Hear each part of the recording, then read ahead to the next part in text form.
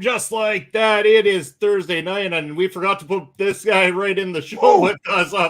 Look, I'm making mistakes even before the show starts, but it's Thursday night, and you know what that means. It's party time with the Video Bros. I'm Bobby Munson, and the man beside me, you know it, people. He is the man with the angelic voice, Papa Smokes.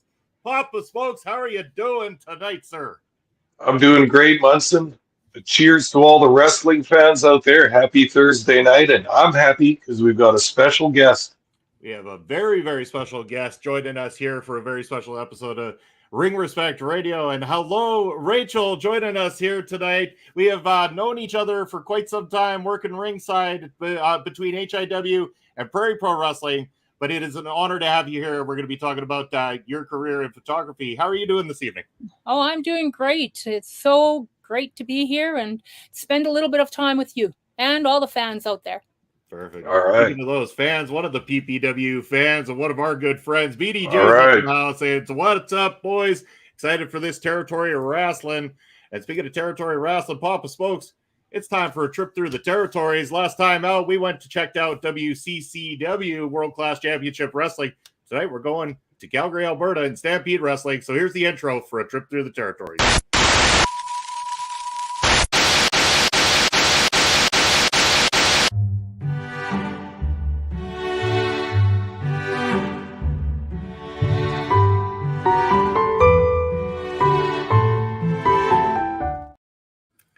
There you have it. That's right. Nice. Going over to Calgary, Alberta is Barry Monkey joining us in the house. Barry Monkey, good evening. Probably early morning for you at this point, sir. But thanks for joining us here on Ring Respect Radio. But let us start off here, Rachel, and talk to you a little bit about how you got involved, first of all, with wrestling photography. Where did it all begin for you? You know, since before I was a teenager, even my first little camera that I absolutely loved going to Stampede Wrestling, bringing my little camera with me. Of course, out of a 12 film or 24 film, there's probably only 2 or 3 photos that were worth keeping at the end of the night. But I absolutely just love doing that. And in Regina here, when I'd have a chance to go, I'd see Bob Leonard at ringside.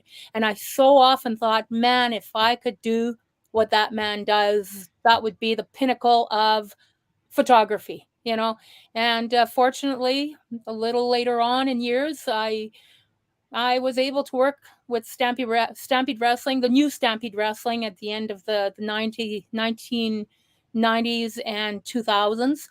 But of course, with Stampede Wrestling in the 80s, I took many, many photos back then, and I see them all over the internet now. People have, not stolen them, but they've definitely used them here and there. I see them showing up everywhere. Do you find that anybody's ever credited you for any of those photos that have shown up? Have you ever claimed credit on any of them at all, kind of thing? There's a few people. I've got a couple of friends that when they see photos that I've taken, they recognize them as my work, and they'll credit me in the comments or whatnot. If it's a photo that I see that I've taken, I'm doing that more often.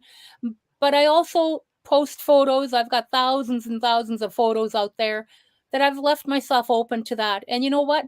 My photos belong to me. I've got all my film that from back in the 80s. I still have all those little film strips in a binder. It's still my work. I have all my digital files. And what good is a picture if I can't share it? So they're making their rounds all over the world. I've had pictures in magazines in Japan. I've had some on posters. They've been here and there. I've in books and whatnot. And of course, those are always credited because magazines and books would never use them. Authors would never use them without. But yeah, it's always a pleasure seeing them out there. And I'm not too picky about that, as long as people aren't making money off them. That's a fair assessment. And I know we were talking before this show went live a little bit about that too. I've talked about my video work as well, and the video work that we do. And again, it's all about sharing because we have a common love for the industry that we work in. So it's wonderful to see that. Papa Spokes, I know you're a man of a million questions, so I want to head over to you and also chat, encourage you as well too to ask questions to Rachel while we have this prestigious guest here with us tonight. Thank you. Well, thanks again, Rachel, for doing this. It's fun to catch up a little bit and talk to you more in depth. Munson asked you about your beginnings in wrestling photography, but I wanted to go back even further than that. What was it about pro wrestling that really started the fire inside you? Did you have family members that took you to the matches when you were very young? Not really. My dad absolutely loved wrestling, and I go spend the weekends with him because I lived with Papa, And then I had my dad who lived in a town nearby, and I'd go spend my weekends with him. And every Saturday afternoon, we'd watch Stampede wrestling together. But I was quite young at that time. And when we'd come to Regina, because I was from Bellegarde, just a small Saskatchewan town. And when we'd come to Regina, he didn't want to take me to the show. So he got me to believe that you had to be able to run really fast because the wrestlers would chase you around the ring and you had to be able to get away from them. So I never did go with him to a single show here. My first one was in August of 1981. I spent the summer with my sisters in Edmonton, and they took me to 3 shows there. And that was the first time. I was 14 years old. So, my sisters brought me because they knew I loved wrestling. Otherwise, really, out of 10 kids, I'm the only one who truly appreciated wrestling all through the years. Some of them watched a little bit of it, but not a whole lot. Neat. And what of the wrestlers, which of the wrestlers struck you, got your imagination going, and your love for wrestling started? Oh, definitely, hands down, Bruce Hart. And Okay. to this day, there has never been a wrestler who's been more of a favorite wrestler than he has been. Fortunately, I can call him a friend at this time. I worked with Stampede Wrestling, the new one. And, I didn't get to know him very well in the 80s. But when I started working with Stampede Wrestling in the late 90s, early 2000s, we definitely became friends. And to this day, we still are. So it's a pretty unique and special relationship. And to go with that, of course, my dad loved the Harts too. And when I'd go to Calgary and I'd go for Sunday dinner, I'd always be sitting beside Helen, and she had told me, you need to bring your dad. But he was already aging and he wasn't all that well. So he wasn't able to make the trip up with me. But when Stampede Wrestling would tour and come to Regina, one time Bruce and I had dinner before a show because I was the one doing a lot of the work on their website, posting the cards and running. I was the moderator. I don't know if I want to admit that because people may want to lynch me now, but it was the worst job in the world. But anyway, so we had dinner before the show and I said, would you agree to come and meet my dad? And Dad was pretty well blind at the time. So he says, absolutely. We walked in and I said, hey, Dad, you've got a special visitor here. Bruce Hart is here to meet you. And my dad jumped out of his chair like he was a young spring chicken and told Bruce, I thought your hair was blonde. Of course, he couldn't really see. So Bruce took off his hat and showed him. And, so joke was when my dad moved to the nursing home, he brought a few pieces of clothing. He brought his crucifix to hang on the wall and a poster that I had made of him and Bruce from that meeting that I had it autographed for him. So that's all. Bruce was up there with Christ on the wall in the nursing home. So right to his last days, he loved it with a passion, and he'd get right close to the TV because it was macular degeneration. And if he turned his head sideways, he could see slightly. So he would still watch wrestling right to his dying days. That's a beautiful, beautiful story. Yeah, I just brought him to Calgary because for him to have met Stu and Helen, it would have been so special for him. But he just couldn't do that trip. It was too long. For sure. We're just going to say quick good evening here to our friend Ed Fries up in the house, saying, hey, everyone. And he agrees all that is so special. Very special story. Chris Parrish joining us here tonight. Parrish, thank you for joining us in the chat as well, too. And we're going to go over to BDJ. Any good Abdullah stories that you might have, Rachel? Have you come across the butcher at all in your time? I actually did. I saw him in Quebec because I lived in Quebec for a year, but I did see him in Regina also just one time. And I wasn't only a photographer. I loved collecting autographs. So I had seen him at the concession and I decided, you know what, I'm going to go ask him for an autograph. So, and I was very shy. I was quite withdrawn and whatnot, but so I approached him and I asked him if I could have his autograph. He looked at me, grunted, and I hightailed it. I didn't get that autograph. I don't have an autograph from him, but really that's the only story I have of him. He did terrify me. I can't blame you for running. Yeah. Those were the good old days when you could still believe. Those days of kayfabe. Sure. And he kept it. He was totally kayfabe, and I totally respect him for that. It was wonderful. Yeah. I know it's always it was always harder when I was younger too to get that concept when you wouldn't get an autograph from someone when they were still playing it up kayfabe. But as I Mhm. got older and I understood it and respected it more, you can look back on that and go, you know what? I think I appreciate that person more for not giving me the autograph when I Yeah. was a kid than had they done it. Yeah. Well, it was the same with Bad News Allen. He terrified me. He absolutely terrified me. And like I said, I was really shy, pretty withdrawn. I'd never go to the clubs after a wrestling show. I'd go to wrestling, go home. But one time I did go with a friend of mine, and it was at the Vagabond, I think, South Albert Street here in Regina. And my friend and I were sitting there, and all of a sudden, who walks in? Bad News Allen. Where does he sit? Right next to me. Well, I was terrified. I don't think I said a single word. Sweet man, like so kind, but he just absolutely terrified me in the ring. Of course, he'd always beat up on the Hart switch. In those days, I still believed, so it scared me even more. Well, I know want to talk a little bit about the friendship, the connection you made with the Hearts. We don't not going personal or anything like that, but just some good positive stories about how you kind of met the Hart family and started to become friends with them. Okay. Probably the one that I've been the closest to is Ross. I consider him my best friend um, to this day. When I moved to Regina in '85, and Ross rarely came to Regina because he's a school teacher. So during the school year, he wouldn't come and whatnot. But I did develop a friendship with him. I had an extensive collection of magazines, which unfortunately I got rid of. I moved too many times, and the box was too heavy. So he would come over and he'd borrow some of my magazines. I had magazines from Japan and different places, and he'd borrow them. And the next time he'd come, he'd return them. We just developed that friendship. And then when Owen came on the scene in '85, very quickly, for I don't even remember exactly how our friendship blossomed, but I remember seeing him for the first time. It was in Fort Capel at a show, and I wasn't expecting him to be there, but he all of a sudden got out of the van, came out of the van. Bruce was with him. And I told my friend who was with me, I said, that's Owen Hart. And sure enough, it was. And from that moment on, basically, we became friends. And whenever I travel out of town for a spot show, Owen was in the passenger seat and he'd share stories. And I'd often bring my photo albums, so he'd look through them. And most of the time I say he was in the passenger seat because one time I was new to Regina, of course. I hadn't been here very long. I didn't know the towns around Regina. And there was a spot show in Capel. Well, I didn't realize that there was a Fort Capel and a Capel.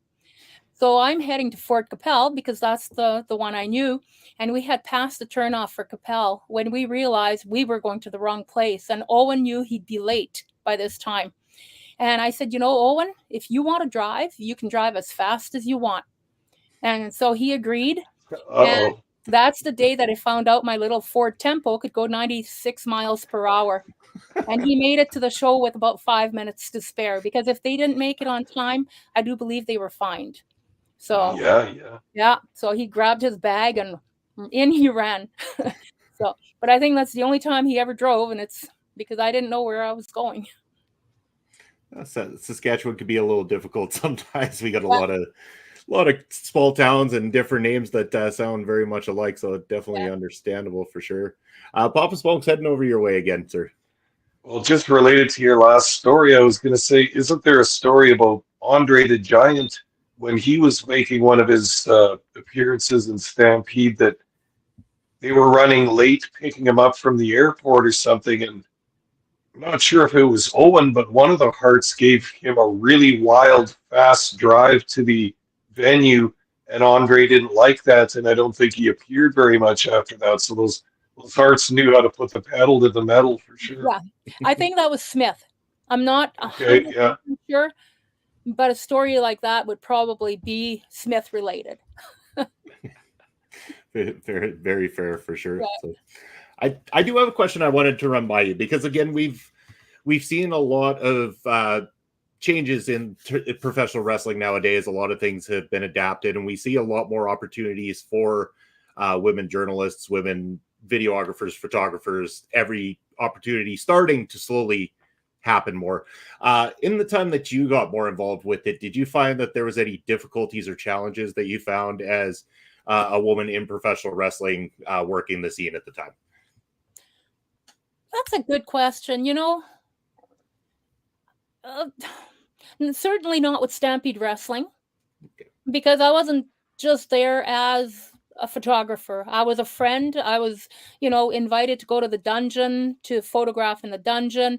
I was really made to feel like I was one of them. Much respect from the roster.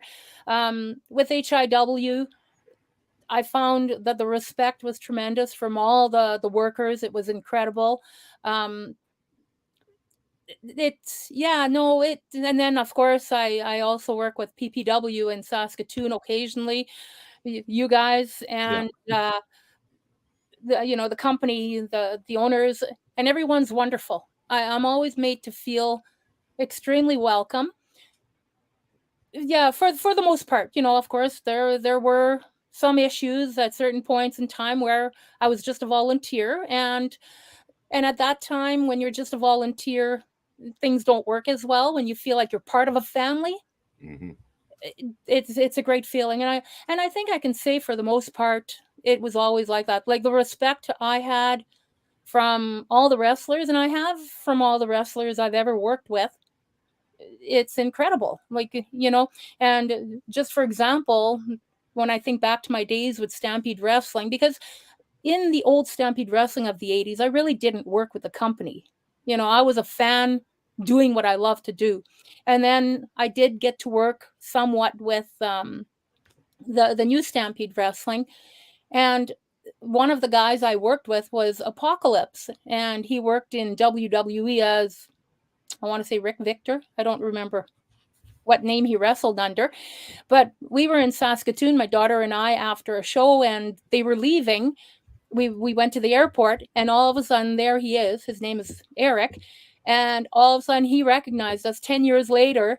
Great big smile on his face, and even if he was with his big bad buddy partner, he comes to us and he just embraces us, grabs us in his arms, and gives us a great big hug. And I think that spoke volumes of how I was made to feel. So being a woman, I think I was just fine. I never pushed myself in it either, though. I never tried to make it about me. I did what I loved, and I showcased the wrestlers, I think, in a real positive way. Awesome. Amazing answer. And just to clarify for everybody, that is Eric Thompson, Victor from the WWE, who wrestled under the tag team The Ascension, now working for the NWA under the ring name of Zion, is what we got going on there. So, Yeah. There we go. But chat, remember, get your questions in if you have any as well, too. I'm going to go over to Papa Spokes. We will, on the second half of the show, be talking a little bit more in depth of the history of the company Stampede Wrestling. But while we've got Rachel here, get your questions in related to Stampede Wrestling and photography. And we got BDJ mentioning Rachel's stories are really great and can't wait to hear even more of them. So while we wait for more questions to come in, Rachel, what other nice, great stories can you tell us about your time in professional wrestling? Probably all my favorite stories have to do with the Hart family. Those Sunday dinners, I'll never forget the first one. Georgia, one of the sisters, had invited me. And for me, all my life, dinner was the lunch meal. I didn't realize that dinner for them was Sunday evening. So all of a sudden I found out it was Sunday evening. I couldn't stay, but I had promised myself the following time I would stay. And I definitely did, even if that meant driving through the night to make it home to go to work the next day. I wasn't going to miss that dinner, but sitting next to Helen at dinner and just sharing not really a lot of stories because I was pretty quiet, but the respect I have and the love I had for her was immense, because the strength it took for her to have strangers at her dinner table all the time had to be incredible. And I was basically one of those strangers because she really didn't know me much more than that. And then after just about every dinner, for whatever reason, just about every time I'd go to Calgary, I'd bring all my photo albums from the pictures from the 80s I had taken. Everything I had were in laundry baskets in my trunk. And after Sunday dinner, the girls would ask me, "Hey, Rachel, can you bring your albums in to show Dad?" So Stu would always sit at the end of the table, closest to the kitchen, and he would look through the albums and he'd reminisce about this wrestler and that wrestler, and his grandkids would come by, the wrestler ones, and he'd share stories, and that happened on so many occasions. And you can't erase those memories. And I was so privileged, and I'll never take it for granted that I was so fortunate. The relationships, the friendships I have, just such mutual respect. So I think every story I have, Natalia from WWE, still to this day is an incredible friend. I did I took all her first promo pictures basically when I'd go to Calgary. And a few years ago, just before the pandemic hit, actually, I had just been diagnosed with cancer. I had gone to a show in Winnipeg because I wasn't working at the time. And so she had taken my daughter and I out for dinner after the show. And then she wrote an article because she had a Calgary Sun article at the time. And she wrote it about our friendship and about the historian part of my life towards the Hart family and whatnot. So the relationships and the bonds have always remained. And to me, there's nothing more important than that. I'm so fortunate.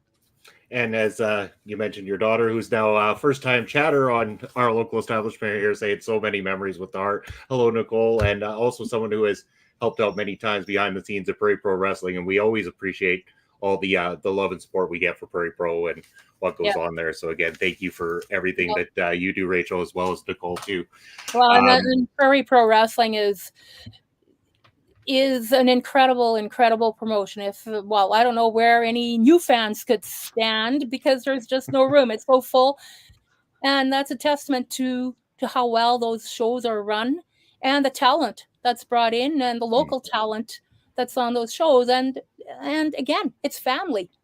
Everyone who's working behind the scenes, you're family, and you're treated like that, and that makes all the difference. Yeah, it really has made a big difference. It's been a labor of love, and we really enjoy having everybody, and that togetherness, which we find not only with everybody backstage, the workers in the ring, everybody volunteering, but also the fans as well too. And you talk about them; they not only are filling this place, but we're sadly having to turn some away, and it's a problem that we have. But again, we all know, being in Saskatchewan, that availability of venues and liquor licenses and everything that stands in the way of being able to expand in the way that fans want. And who knows if that continues. I think at the moment, the momentum will continue in the way it's being run with, 6 shows a year, the ticket price that we charge. It'll continue to go that way. Yeah. But I do want to mention that the promo pictures for Prairie Pro Wrestling, the ones that are used on the poster, were all ones that you kindly gave to Prairie Pro Wrestling, did for all the great performers that we have here as well too. Beautiful photos as always. Well, absolutely love your work. Are you the one who puts them together? I am not. No, I'm not sure who puts that together. Look so good. They look so good, not just because of the pictures I've taken, but they're beautiful posters. Yeah. And now when we started Prairie Pro, I got tasked with the posters, but I'm not exactly a graphics master by any means. So the second we had somebody volunteer for that position, I was like, you can have it. By all means, take it away from me. So. Yeah, no, I put one together and I wasn't very good at it. The poster looked okay, but it just wasn't my thing. Yeah. I've adapted a little bit since then, but I'm still very happy for somebody else to take on that task. I've got enough with the editing of the videos to worry about. But more about the photography. Going to you, Papa Smokes. I know you're itching with a few more questions over there. Yeah. I wondered what advice maybe you could give us, Bobby and myself, and any other fledgling wrestling photographers out there, because I've long been an admirer of your wrestling photos since the old High Impact days. What could you tell us about wrestling photography that you could pass along? When you're standing at ringside, you have to be good at predicting what's going to happen. You have to know what the moves will be, and you have to have a camera that can keep up also. But it's more timing. And I find sometimes I'm a little bit rusty because I haven't been doing it as much. But when I was doing it show after show, every couple weeks, every few weeks, it becomes so natural to do that. And of course, when you're working with the guys, knowing how to ask them to move or to pose, and so that they look their very best. Because if a wrestler, they're not all physically built. Some of them are pretty young, they haven't developed that musculature yet, but there are ways to make them look bigger body wise, upper body and things like that. You have to work with them and to make them look their best. Yeah, and that was it. That's great advice too. And I know one of the things that we were taught early on with the video work and stuff, because here's the difficult part for us. I'm 6'3", and I know Paulhus folks, you're on course with me. You're about 6'3" yourself too. We're physically big boys, and not everybody's quite at our height. So sometimes being a camera person standing at 6'3", pointing down, doesn't make the wrestler feel or appear as large as they do. So bringing the angle down to a more angle that's shooting upwards kind of gives that feel that they are bigger than what they appear kind of in front of us. And that was one of the early things that we were taught for sure. Mm-hmm. Going to go back to the chat here, because again, one of our great friends, a great supporter of PPW, in fact, the big PPW supporter out of the Michigan area, I believe, Paulhus folks, has finally joined us up in the house. And he's got to ask something about El Asesino, because we can't go an entire show without an El Asesino talk from the International El Asesino Appreciation Society leader, Brian Carter. And he would like to know, Rachel, on your perspective, on if El Asesino is too violent or just the right amount of violent. Well, I've seen El Asesino use a barbed wire bat, and I'll never forget the look on the face of fans when he pulled that bat out from under the ring in Regina here. And I've got photos of him using that and it being used on him also. So, Michael L. and Richard Clark got him real good too. But I think he's got the right kind of violence. He as far as indie wrestlers in this day and age, I think he is the most sound wrestler there is psychologically. I don't know if there's any wrestler around here who can outsmart him. He's got the mouth to go with it. He's never at a loss for words. You might as well not even try to get into a word competition with him. And just don't mess with him. That's about it. I'm a fan of El Asesino. I think he'd probably tell me where to go to, but that's okay. I can handle it. I tried to get into that war of words with him one time, and I just about lost my head as a result. So I might just keep her zipped going forward there when it comes to El Asesino. We got BDJ wants to know, Rachel, have you ever met David Schultz? Oh, yeah. Yes, I did. And boy, do I have a good story about David Schultz. I used to have this photographer in Winnipeg that I'd buy photos from, Terrence Matchluck. He just passed away in the past year here. And, a lot of his Stampede Wrestling pictures, occasionally he'd come down and photograph here and, other places. And he just happened to be in Regina that night. And I had purchased photos of Dave Schultz against Bret Hart, and I went to get them autographed. And he asked me, where did you get these? And Terrence's name happened to be stamped on the back, because that's what he did with all his pictures. And he said, just a minute. And he took my pictures. He went in the dressing room and roughed up Terrence. And legit. And because he was very angry that Terrence was selling photos of him. And he did come back. I didn't get all my pictures back, but he did give me a couple of them back, and he autographed them. But he was very angry. And that was really the only interaction I had with David Schultz. But I know that there's an author who wrote a book, and Heath McCoy, and he had heard that story, but he didn't know where the foundation of it was. And I did another podcast and I had talked about it. And that's where he found out that it was me involved in that situation where I had asked David Schultz for an autograph on one of those pictures. And yeah, he was not very nice to Terrence that night. Wow. Mm-hmm. That's even scarier than going up to Abdullah, I think. Well, and he didn't take anything out on me. He was stern to begin Good with. thing. He wasn't going Yes. to smile at me, but he was okay towards me. But it was like, where did you get these? He was very curt, and he was very angry about it. BDJ wants to follow that up. Did you hear a slap or a thud when it came to the beatdown? No, I didn't. Actually, I didn't hear a slap or a thud. I heard about it later that Terrence had been roughed up by him. That's fair. And with regards to the answer for your El Asesino question, Brian Carter says that it's the best answer that he has ever seen on this show in particular. Thanks for the support, Brian. Really appreciate you. Thank you. But yes, all wonderful questions. Going to go back to you, Pops, folks, as I think we are just about hitting towards the 40-minute mark here. So we should wind up our interview time here very shortly. Yeah, sure. It was fun. I just wondered what you thought of the direction that wrestling has gone since you started watching maybe in the earlier 80s to what it is now. Have you seen a big difference? And is it a difference that you like and support? It's an evolution. The thing I miss the most is kayfabe. There was nothing like believing. My very first show in Edmonton, when I was 14, I was sitting probably about second or third ringside, and I was a loudmouth. I've said that I was shy and reserved, but not when I was at ringside screaming and cheering and jeering. And J.R. Foley was in the ring, and I was just laying it heavy on him, yelling at him and whatnot. He finally had enough of me. He turned around and he looked right at me, pointed at me, and then threw a gum wrapper. He said, "Shut up!"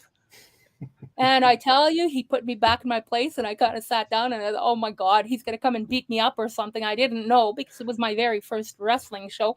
But those days of being able to believe, when Bruce Hart would get beat up by Abdullah the Butcher, I've got pictures of that I had taken here in Regina while I was in tears. Hey, my little Bruce was getting totally pummeled and all bloodied up by this mean monster. It's hard to believe now unless you really get into it. It's hard to believe everything that's going in there, but it's storytelling. And those, like Asesino, for example, and like Michael L. and Richard Clark and Michael Blaze, and so many of those guys, they know how to tell a story. So you can't help but to get into and believe what's going on.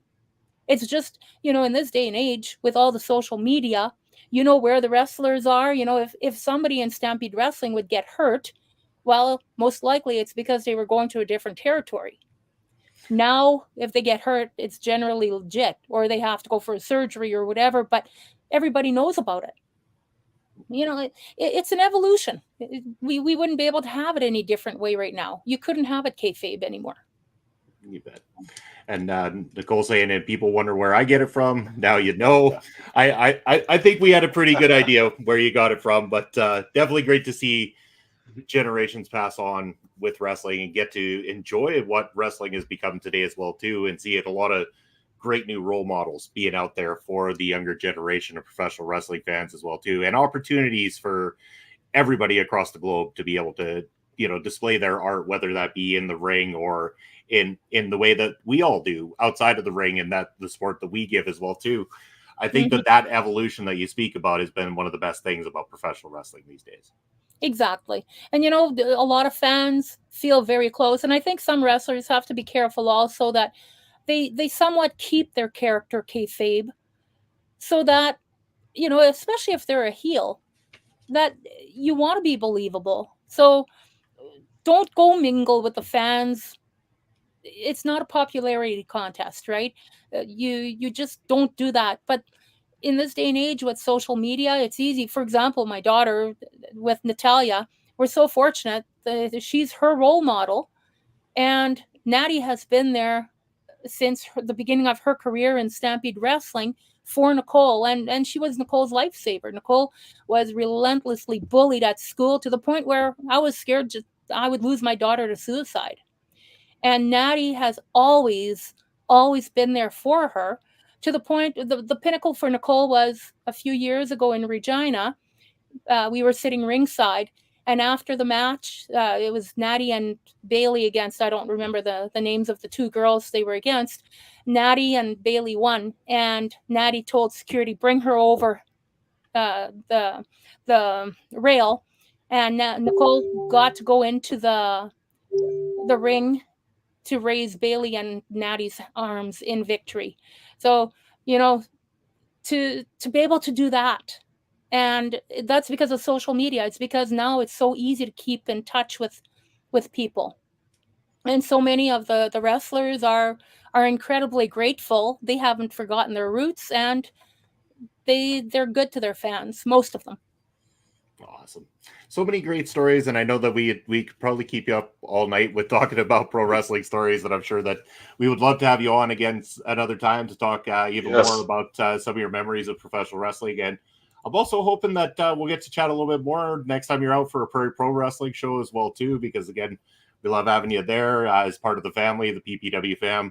And I just want to say a very big special thank you for taking the time with us tonight to share these stories and for everything you've done for professional wrestling in your entire career. A massive, massive thank you, because if it weren't for someone like yourself who got involved with it down at ringside, I don't think that the opportunities would have been there for myself, for Papa Spokes, and anybody else doing what we do in the modern times.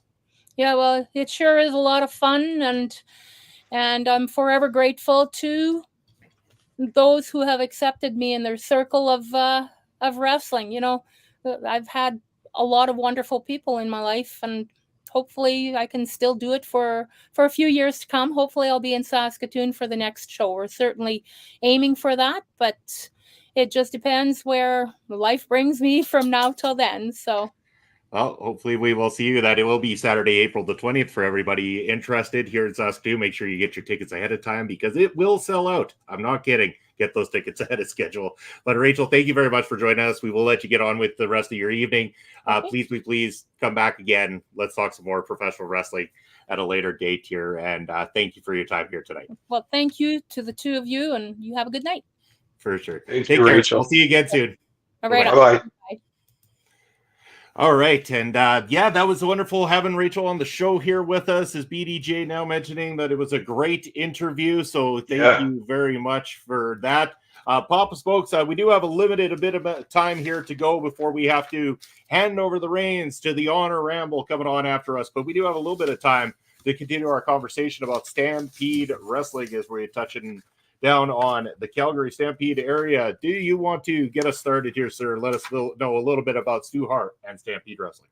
Well, yeah, we're all warmed up now. We've had some great stories from the territory and all that. But this is trip through the territories. Let's take a little bit of a look at how Stampede first got formed. It was in the late 40s, and Stu Hart had a business partner. I don't have his name in my notes right now, but the first couple of years they were co-owners, and then Stu's co-owner dropped out and Stu became the main force as a promoter, but also still wrestling at that time. Yeah. And it was Al Oming was the name that you were looking for, right, Papa Spokes, and they weren't actually Stampede Wrestling at the beginning. They were actually called Klondike Wrestling, and then changed their name to Big Time Wrestling, inevitably Wildcat Wrestling, and then finally settling on Stampede Wrestling later down the road. Yeah. And this is, of course, we're talking about the late 50s. This is still the old school of wrestling, not even what most people think of the old school today would be like the 80s or something. This is the previous generation of wrestlers. And so Stu, being a tough guy, a shooter, a stretcher, so to speak, he was the real deal. And a lot of wrestlers were at that time, but Stu was a big, tough, well-trained guy. And I think that really helped promoters in that day because you could control your dressing room a little bit better. Of course, business was done differently back in these days before the all-seeing eye of social media and all that stuff. A lot of business was done with an iron hand and with a threat of violence or some actual violence or whatever. And that's why Stu was successful in his promotion. He had learned from Toots Mondt, the famous, or who was to be a famous New York promoter before the McMahons. Toots Mondt showed and demonstrated to Stu Hart all about what it was like to be a promoter that you had to run your promotion with an iron hand and with some discipline. And you know from reading the history of Stampede Wrestling, nobody screwed around with Stu because he could handle himself physically and business wise under any circumstances.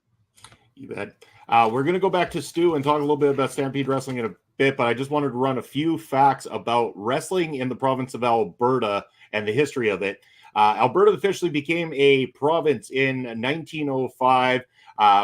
Wrestling in the province started with matches in the Sherman's Lyric Theatre in the downtown of Calgary, Alberta, Canada. It was a mixture of catch-as-catch-can wrestling, Greco-Roman wrestling, and often boxing matches that would appear on these cards simultaneously. The legendary Gotch and Zabisco, their fight back in those days was actually shown in a Calgary theater predating the times of closed-circuit television or pay-per-view premium live events that they've become to know over the year. We've mentioned on the show before, Stu was an Olympic wrestler trained in the Olympics. That was halted due to World War II, but then had that opportunity to open Stampede Wrestling.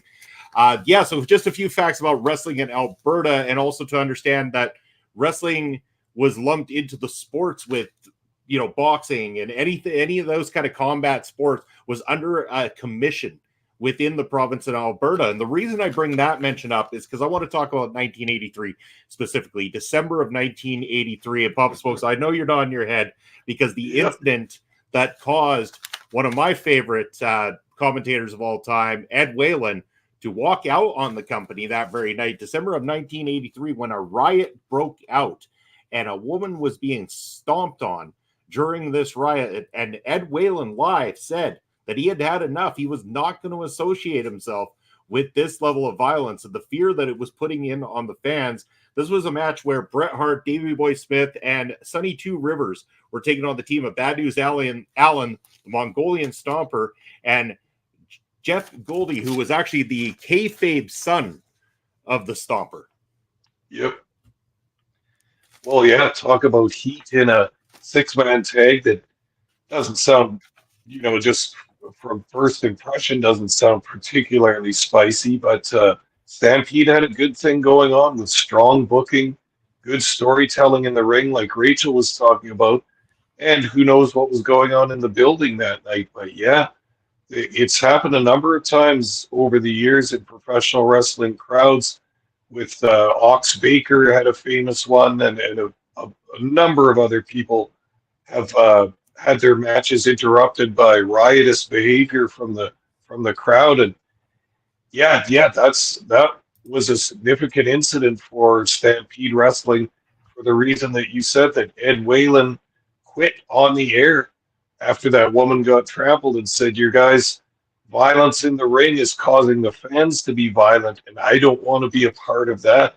And I think that Whalen did leave the company, or else he did the next year, but it had a strong effect on the company itself because Ed was such a huge part of it. Yeah, certainly did. And it also is what incited a lot of the history in terms of them selling the company and having to reopen it originally, because that got them a 6-month ban from the city of Calgary with the Sporting Commission, not allowing them to perform shows anymore and forcing the hand of Stu Hart, essentially, from what I understand in my readings, to sell to Vince McMahon of the WWF at the time, only for 1 year later to be sold back after some of the talent had gone the other direction, and it was reopened at that time in 1985, I believe. Yeah, and I think that riot situation was only one of the various problems that Stampede Wrestling had with the Provincial Athletic Commission. And of course, if you study wrestling history, you've heard a whole bunch of stories about that. It kind of depended on your town or your territory or your state or your province, but some of them had lax inspectors and some of them had very rigorous inspectors. And I think Calgary was one of those ones that had constant problems with the athletic commission. A lot of those people that worked for the athletic commissions hadn't even really been smartened up to the business so much. They weren't sure what was real and what wasn't, what violence was actually happening and what was put on. They didn't like the blood. They didn't like the weapons, the chairs and ring posts and such being used. And if you had a commission inspector that was rigorous and splitting hairs all the time, you could have real problems in your promotion. And that's what Stu and the Stampede guys were having to deal with in the 80s. You bet. And that reopening in 1985, that was Bruce Hart that took over at that point in time. That was when an influx of new talent come in, names like Brian Pillman, Owen Hart, and even Biff Wellington was a name that was rocking the scene at the time there, Papa Spokes, all a bunch Great name. Young guy. And Johnny Smith was another one as well, too. And that ran for a good 4 years, I believe, before closing in 1989.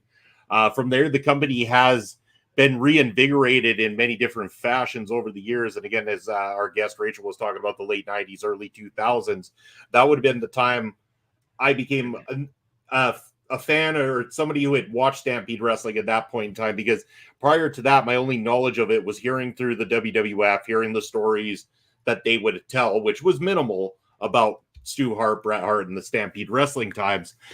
So I hadn't been exposed to it very much, but I was exposed to it at that point in time when you started seeing guys like the principal, Richard Pound, leading his class of guys, Rob Roy Scott. You had So Damn Insane was another guy that was on the roster at the time.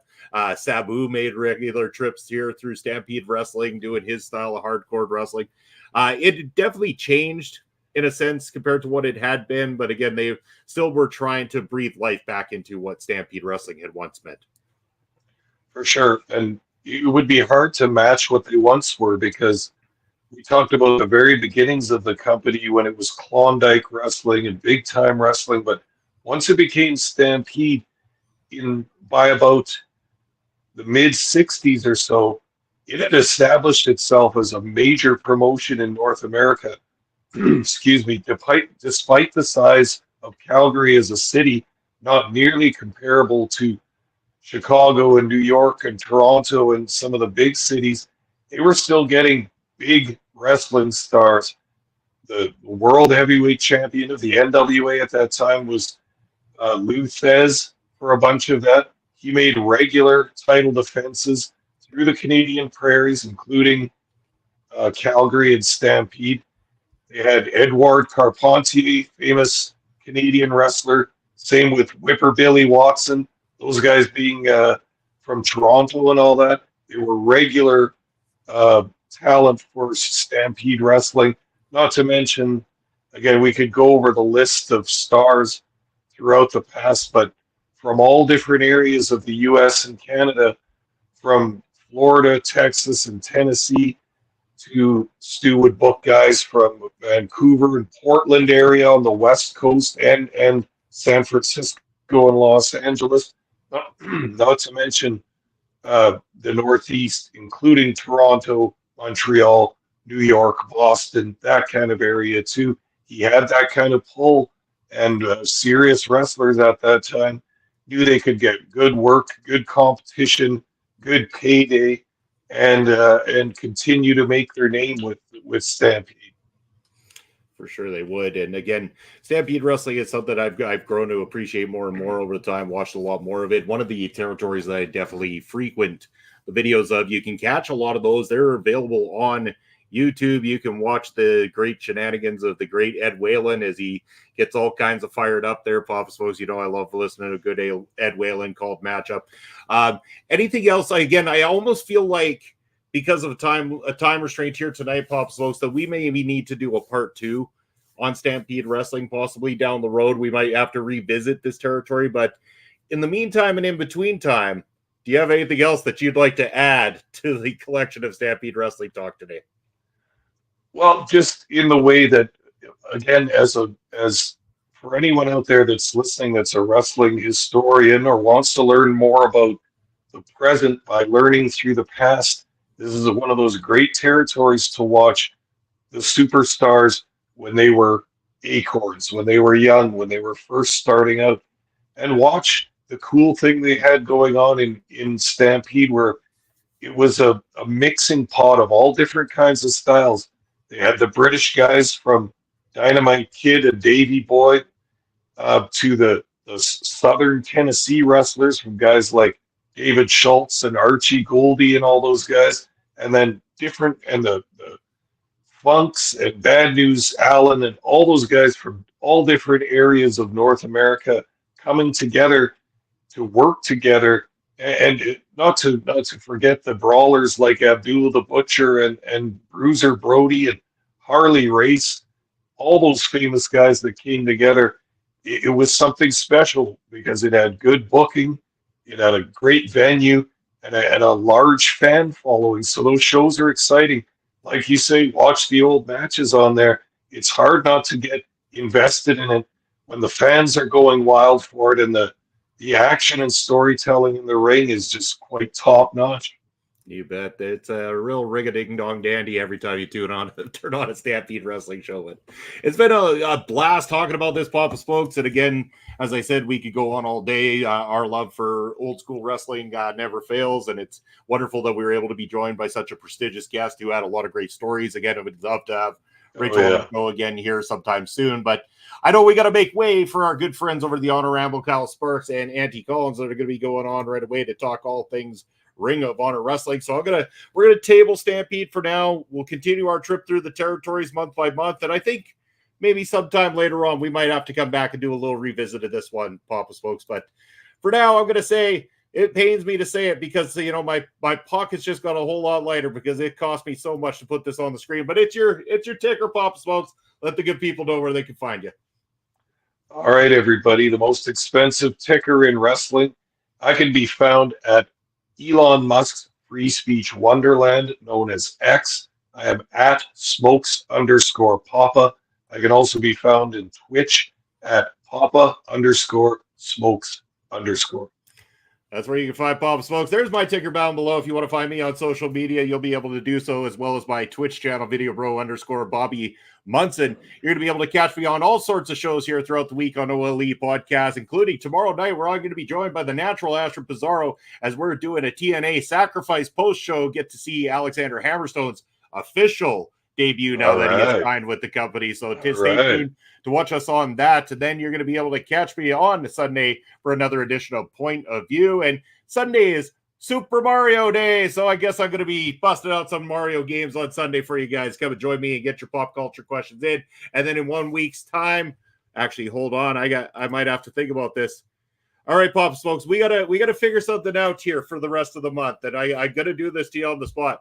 On the 21st, I may be out of town, so we may have to either not do a show on the 21st or find you an Ed Fries or something like that can fill my boots for one night only kind of thing. So the 21st, I may not be able to make Ring Respect Radio for the first time in a long time. But I'm thinking we don't got a whole lot of days left in March here, Pop Smokes, and I'm feeling kind of quizzy. I'm feeling kind of like we got to throw the quiz at our fans and throw out the, what do we call it? WTF do we know about Wrestling Pub Trivia Night? How about that? Thursday, March the 14th, 1 week from tonight. Let's do some trivia with you guys. And I don't know. We had a special request, I think, from the Mr. Brian Carter, the international fan of violence and macabre of El Asesino.